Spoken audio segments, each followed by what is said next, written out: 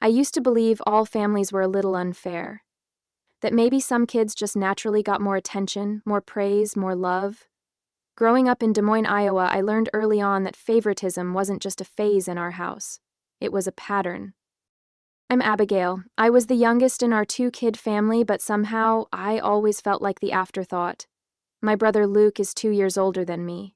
Tall, athletic, and charming. He was everything my parents hoped for in a son. He was the golden boy. Me? I was the one who made straight A's, helped with chores without being asked, and quietly disappeared into the background. I remember one Christmas when we were kids. Luke unwrapped a brand new mountain bike. I got a used backpack with a broken zipper. "Luke's growing so fast," my mom said, ruffling his hair. "He needs to stay active." I didn't say anything. I never did. Complaining felt selfish. As we grew up, the differences became even clearer. When Luke got a C in math, Mom said the teacher was probably boring. When I got an A- in English, she asked if I was distracted. I learned to stop expecting fairness. I just focused on being dependable, on keeping the peace. My dad worked in construction and my mom was a part-time nurse. Money wasn't always tight, but it wasn't flowing either. Still, whenever Luke needed something, new cleats, a sports camp, even a private math tutor, it somehow happened. "We just want him to have a shot," Dad would say. "Boys have it tough these days." I heard that line so many times it became a soundtrack to my childhood. What hurt most wasn't the material things. It was the message behind it all, that Luke's dreams mattered more than mine. That being a girl meant you had to be strong, quiet, and low minimum. I never said it out loud, but I started to believe it. At school, I was the kid teachers loved. Focused, respectful, eager to please. At home, I felt invisible. Luke filled the room with stories about his football games and future plans. I just listened. I was good at that. By the time I turned 14, I had already made a silent vow. If no one was going to invest in me, I'd invest in myself. I applied for a job at a local diner the day I got my work permit. I didn't tell anyone at first, not because I was hiding it, but because I knew it wouldn't matter to them anyway. That was the start of everything. Not just the job, but the shift inside me.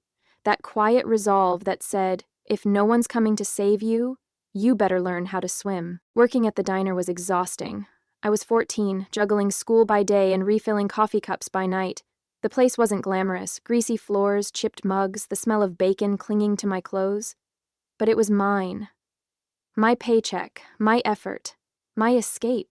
I started with weekend shifts, then picked up weekday evenings when schoolwork allowed.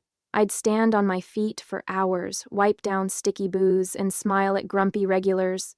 My manager, Tina, was rough around the edges, but had a soft spot for me. "You're a hard worker, Abigail. Most kids your age don't last a week."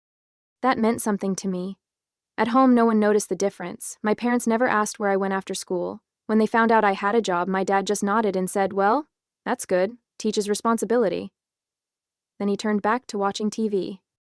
Luke, of course, didn't work. He said high school was already stressful enough and he needed to focus on his future.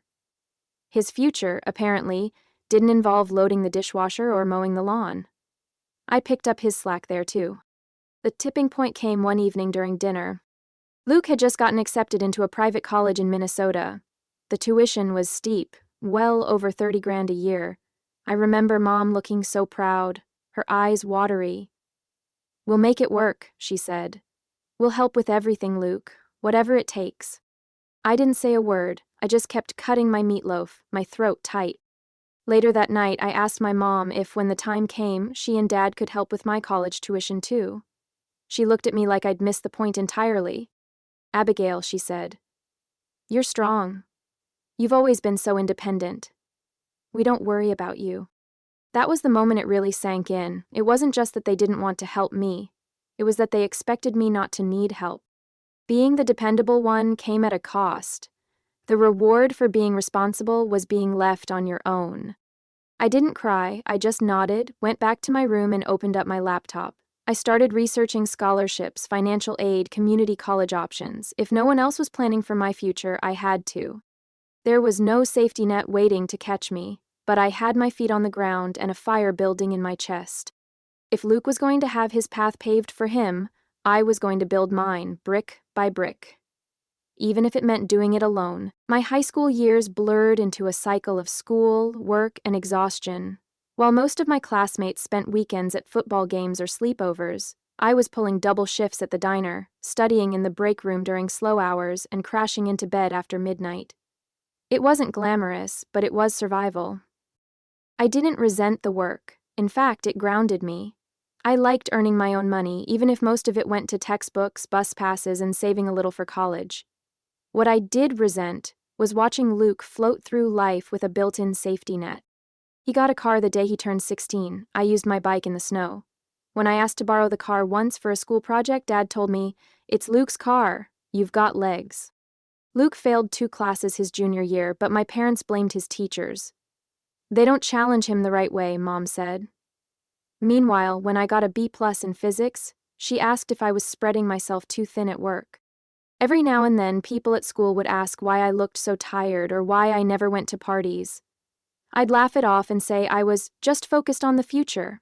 But the truth was, I didn't have the luxury of being a normal teenager. Luke had dreams of working in sports broadcasting, and my parents made sure he had every tool to chase that. Expensive recording equipment, they bought it. Weekend internships out of state, they paid for the travel. I wanted to study computer science, but the best I could do was community college brochures and free coding classes online. The imbalance wasn't just financial, it was emotional too. My parents talked about Luke like he was destined for greatness, and I was just the background support. One night, I overheard Mom on the phone with a friend bragging about how Luke was going to be the first in the family to really make it. I stood in the hallway, invisible. I wanted to walk in and say, "What about me?" But I didn't. I just held my breath and let the silence swallow me. That moment burned into me. I promised myself that no matter how long it took, I would build a future that was mine, not handed to me, not borrowed, but earned. I stopped waiting for them to see me, and I started seeing myself. After graduation, Luke left for Minnesota to start college, and I stayed behind in Des Moines.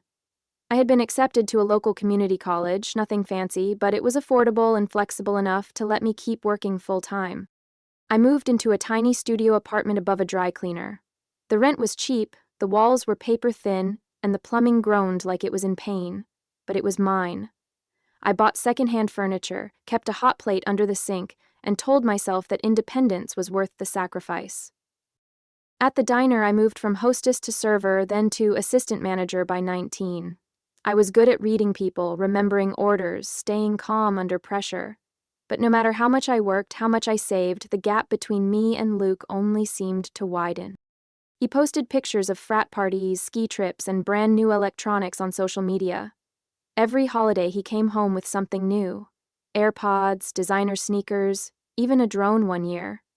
My parents would beam, proud of their boy. No one asked how my finals went, or if I'd eaten dinner after my shift. I didn't expect praise anymore, but the silence still stung. One Christmas, I gave my mom a hand-knit scarf I'd made during my lunch breaks. She smiled politely, then turned to Luke, who had given her a fancy perfume set, bought with my dad's credit card. "Oh, Luke, you're so thoughtful," she gushed. I sat there, fingers curled around my coffee mug, reminding myself not to care. But of course I did. Sometimes I wondered what it would be like to be someone's priority, to be the one who got picked first. But that wasn't my reality. So I kept pushing forward. When I wasn't at work, I was buried in online classes, slowly chipping away at a degree in information technology. It was exhausting, but it gave me something Luke never had: resilience. The kind you only get when no one's carrying you. I didn't envy Luke. I pitied him. He didn't know how to handle setbacks. Didn't know what it meant to fight for something with nothing but grit. And I was starting to realize, maybe that was my edge. Maybe being underestimated was my greatest power. I was 21 when the ground shifted beneath me again. It was Thanksgiving, and my parents had invited both of us home for dinner. I almost didn't go. I had work the night before and another shift the morning after, but part of me still clung to the idea that maybe, this year, it would feel different. The house looked exactly the same brown couch from our childhood, same chipped family photos on the mantel. Luke strolled in an hour late, arms full of shopping bags and a smug grin on his face. My parents lit up like Christmas trees. We sat around the table, passing dishes and dodging awkward silences. Luke did most of the talking. About his recent trip to Colorado, the new laptop he needed for class, and how hard grad school was, poor guy. I listened quietly, sipping my water, counting the hours until I could leave. Then my dad cleared his throat. "So, we've decided to sell the house," he said, looking between me and Luke. "We're going to help Luke finish his grad program. He just needs a little more time, a little more support." I felt the blood drain from my face. This house wasn't much, but it was the one place that held every childhood memory I had. The kitchen, where I learned to make pancakes. The bedroom, where I cried myself to sleep after my first heartbreak. And now they were selling it. For him? I couldn't stop the words. What about me? It was quiet for a beat too long. My mom looked at me like I'd just interrupted something sacred. "Abigail," she said with that soft, patronizing tone, "you've always been so strong. Luke, he's just had a harder time finding his way." I stared at her, waiting for something else. An apology. A recognition. Anything. But nothing came. That night, I left early and drove back to my apartment in silence. My chest felt hollow, like someone had scooped out everything inside and left the shell behind. For years, I had told myself it didn't matter. That I didn't need what Luke had. That love wasn't a competition. But sitting at that table, it hit me. I had never even been in the race. They had never planned for me. Never saved for me. Never saw me as someone who might also need a little support. It wasn't just about tuition or houses. It was about being seen. And I was done waiting for them to see me. After that Thanksgiving, something inside me shut off, and something else lit up. I didn't yell. I didn't beg to be understood. I just stopped hoping. For the first time in my life, I truly let go of the idea that my parents would ever change. And with that weight lifted, I started building something that was mine alone. I doubled down on work and classes. I saved every penny I could. Within a year, I earned my associate degree and landed a junior IT support job at a local tech company. It was nothing glamorous. Resetting passwords, solving printer issues, crawling under desks. But I was finally in the field I'd been dreaming about. At night, I enrolled in an online bachelor's program and kept working full-time. My days were packed, my social life was non-existent, but I was moving forward. Every paycheck, every grade, every solved ticket was a step away from the girl no one believed in. Meanwhile, Luke moved back in with my parents. He had dropped out of his grad program, something about it not being a good fit. Then he bounced between part-time jobs. None of them lasted more than a few months. I heard, through relatives, that he spent most of his time gaming and complaining that nothing ever worked out for him. My parents didn't say much. Occasionally, my mom would call and give vague updates, her voice always tight with worry. "Luke's just figuring things out," she'd say. "You know how hard it is for boys these days." I'd nod, even though she couldn't see me, and say, "Yeah, I know." But I didn't feel bitter. Not anymore. I had stopped waiting for fairness. I had created my own path, and I was proud of it. There was a quiet power in realizing that no one could take away what I'd built with my own two hands. One evening, as I walked into my apartment, slightly bigger now, with real furniture and even a tiny balcony, I caught my reflection in the mirror. And I didn't see the overlooked daughter anymore. I saw a woman who had chosen herself, who had turned disappointment into fuel, who had learned, the hard way, that being underestimated wasn't a curse, it was a challenge. And I had risen to it. It was around my 25th birthday when the calls started coming more frequently. First, it was my mom, asking how work was going, then casually mentioning that Luke was having a rough time. He had just lost another job, couldn't pay his credit cards, and was feeling discouraged. She didn't ask for anything, not directly, but I could hear it in her voice, the hope, the subtle nudge. Then came the second call. "Abigail, would you consider letting Luke stay with you for a while? Just until he gets back on his feet." I didn't say anything at first. I could feel the heat rising in my chest, not from anger, but from clarity. For so long I'd swallowed the silence, I'd let their choices define my place in the family. But now, I finally had something of my own. A career, a safe home, a sense of self I had fought to build from the ground up. No, I said gently but firmly. I can't do that. There was a pause. Why not? You have the space, and it might help him feel. Because I spent years being the one who didn't need help, who didn't ask for anything. And now that I've built a life on my own, you want me to carry him too? My mother went quiet. I could feel the discomfort on the other end of the line. But I didn't back down. I love you, Mom. I love this family. But I'm done being the solution to problems I didn't create. It wasn't about Luke, really. Not anymore. It was about boundaries. About healing. About choosing myself without guilt. A few days later, my dad called. I braced myself for anger, but instead, he said something I never expected. You've done well, Abby. I don't think we ever told you that. It didn't erase everything, but it meant something. That weekend, I sat on my balcony with a cup of tea and let myself breathe. For the first time in years, I wasn't weighed down by proving my worth. I wasn't waiting for them to notice me. I had noticed myself. And that, I realized, was more powerful than any approval they could have given. A year later, I bought my first home.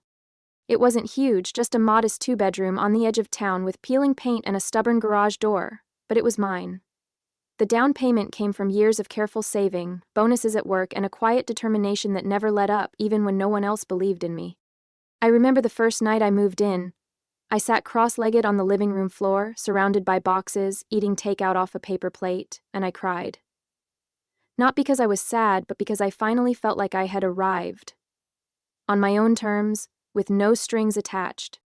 One day, while unpacking, I found an old photo of Luke and me as kids. We were sitting on the front steps of our childhood home, him, with his arm slung over my shoulder, both of us grinning, with popsicles in hand. And I felt peace. Not anger, not bitterness, just peace.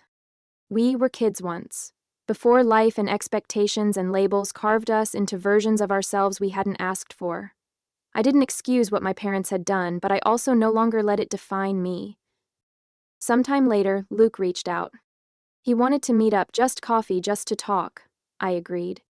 We sat across from each other in a quiet cafe. He looked tired but softer than I remembered, and for the first time he apologized. I was selfish, he said, and I didn't see what you were carrying. I think I just assumed you'd always be okay. I nodded, I know. We didn't solve everything in that conversation, but it opened a door where mutual respect could begin to grow, not because someone told us to, but because we had earned it. Today, I still work in IT. I've moved up, led teams, mentored other young women who remind me of who I was. Quiet, overlooked, but full of fire. And I live with a different kind of freedom now. Not just financial, but emotional. The kind that comes from knowing your worth, even if no one else ever said it out loud. If I've learned anything, it's this. Being the one who had to fight doesn't make you weaker. It makes you resilient. And sometimes, the people no one bets on are the ones who rise the highest. Luke got his tuition paid. I got a job at 14. And somehow, I think I came out richer.